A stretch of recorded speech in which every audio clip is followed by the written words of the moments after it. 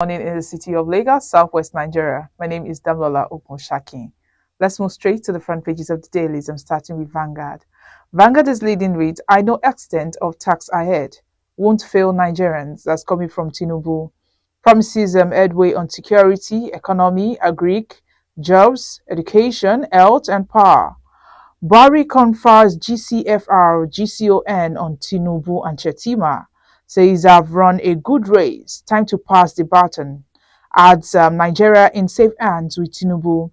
Will stop any attempt to scuttle hand over DSS ones. Appeal court declines to stop Tinubu's inauguration. Fines lawyer 40 million naira. You can see that story on page 35 and others on page 5. Now moving on page 8. Rate of killings worrisome. This coming from Southern and Middle Belt leaders. Alleged culpable homicide. Others, the Gua has no power to answer. That's coming from Kano government. And here, Willa Kemfa says there are churches and shepherds who now not only guarantee people going to heaven, but doing so without going by road, which may still be narrow. So they sell flight tickets to heaven. On page 39, sport on the 20 World Cup.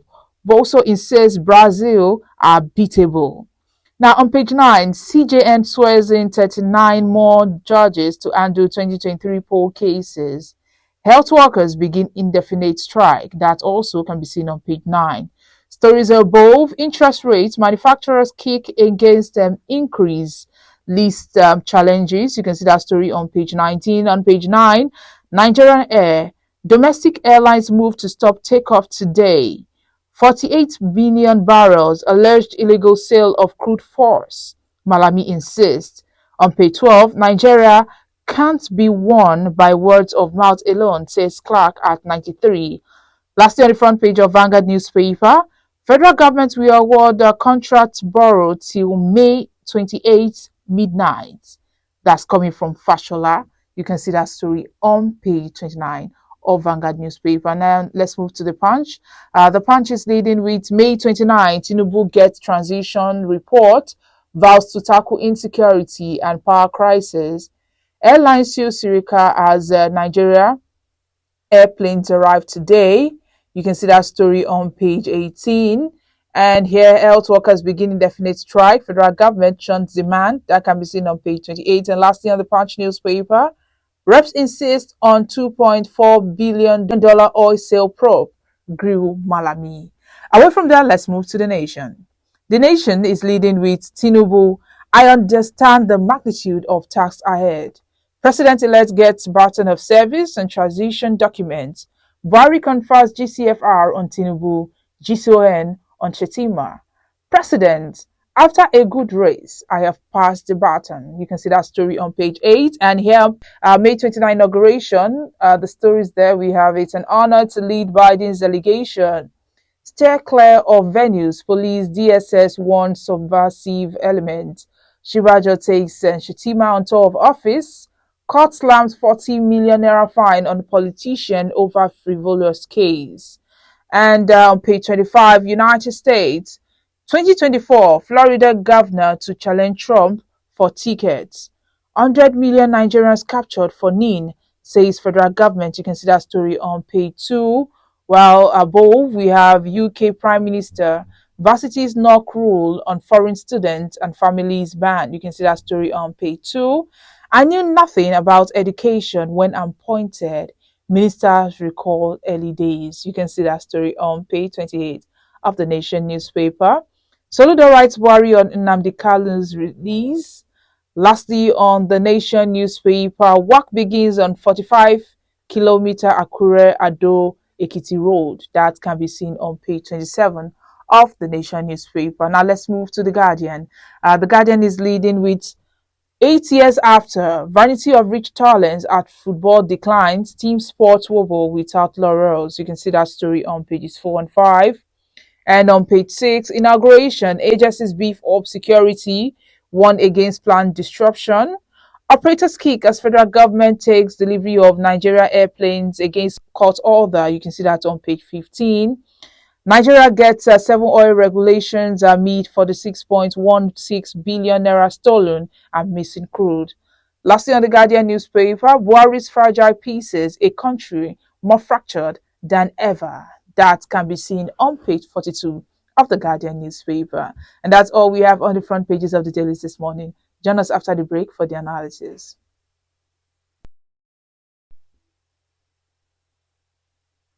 Welcome back. If you're just joining us, this is Today the News on Vanguard Live. My name is Damlola Ogunshaki. Joining me today is our correspondent, is Eri Umaru. He will be giving us details about what the Middle Belt leaders said about the rate of killings. Eri Umaru, can you give us your report? Yes. Good morning. I'm happy to be online with you. Once again, I'm Eri Umaru. Yes, yesterday there was a statement issued by the Southern and Middle Belt Forum, where they complained of the escalating nature of killings in the land, especially after the elections, where we are still experiencing killings in places like Nasarawa, in states like Nasarawa, Batu, Taraba, Tata, Kaduna, Kebbi, and some states in the east. So they complain bitterly that the security agencies are not really doing their best, that there was need for them to do their best, and the government should do its best in order not to drag Nigeria into war, because the killings are worrisome. And the statement, as you know, was signed by the leader of the Southern Middle Belt Leaders Forum, former federal commissioner for information and South leader, Chief Edwin Clark. And so coincidentally, the statement came when he also marked his 96th birthday yesterday. So it was also signed by people like Chief Ayo Adebanjo for Afenifere, Chief Emmanuel Wanyawu for Anezi. Then Kogu Bitu, the president of Middle Belt, also signed. Then the chairman of Pandes for Niger Delta Elder Forum, Emmanuel Essien, also signed.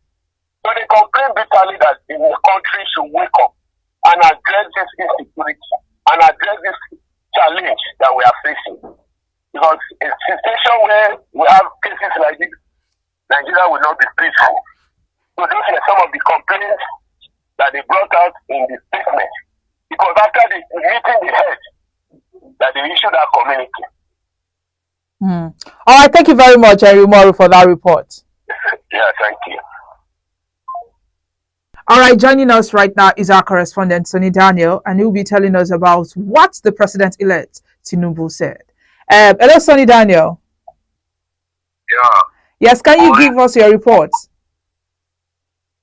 Yeah, the president spoke well by identifying the fact that the task ahead of his administration is enormous, and is aware. Nigerians really expect that the new government, as he has said, should be able to address the fundamental challenges facing the average Nigerian. The average Nigerian needs food on their table.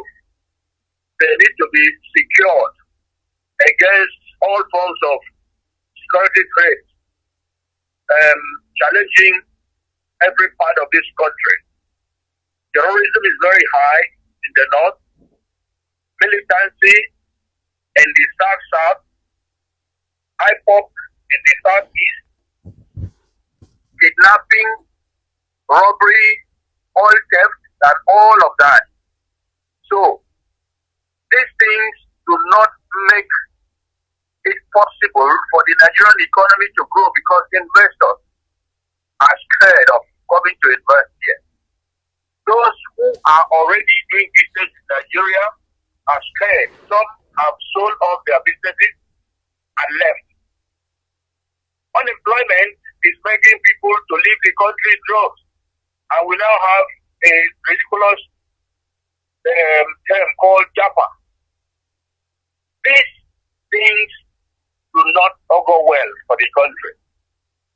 It does not help Nigerians to have a sense of hope. What is called inclusion, poverty reduction, rule of law, and the ability for the government to ensure accountability and transparency, which all give rise to what they call good governance, is highly, highly expected. We need the government to put everything in place that the Nigerian should be happy, should be proud that he or she is a Nigerian and she's not a beggar. So the government should hit the ground and be running in order to save what is left of Nigeria. Some people have said that Nigeria is a failed state. Indices point to the fact that all is not well with this country. So the government must do something concrete, something reasonable to jumpstart the economy, to create jobs for the people, to revive early industries so that people can work and have a sense of hope in their country. That is what we expect the president-elect to do as he assumes office next week. All right, thank you very much, Sunny Daniel, for that report. Thank you very much. You're welcome. Yes, and that is where we have to hand it to our correspondent. Let's take a look at what Mr. and Mrs. are saying. And the first person speaking today is Mrs. Mrs. says, you finished a big bowl of pounded yam just 2 hours ago and you are hungry again. That's frightening. More so when you described it, it's a delicate situation. And Mr. replied, it's a delicate matter when I'm hungry, and delicacy is the only solution. Mr. is saying when he's hungry, it's really a delicate matter. And of course, there's a picture of Mr. showing there with his big tummy. That big tummy contains food. But this is where we have to draw the curtain today. My name is Dablola Ogunshakin. Do want to like and follow us on all our social media platforms showing on your screen. On Facebook, Instagram, Twitter, TikTok. Our WhatsApp number is also displayed on your screen.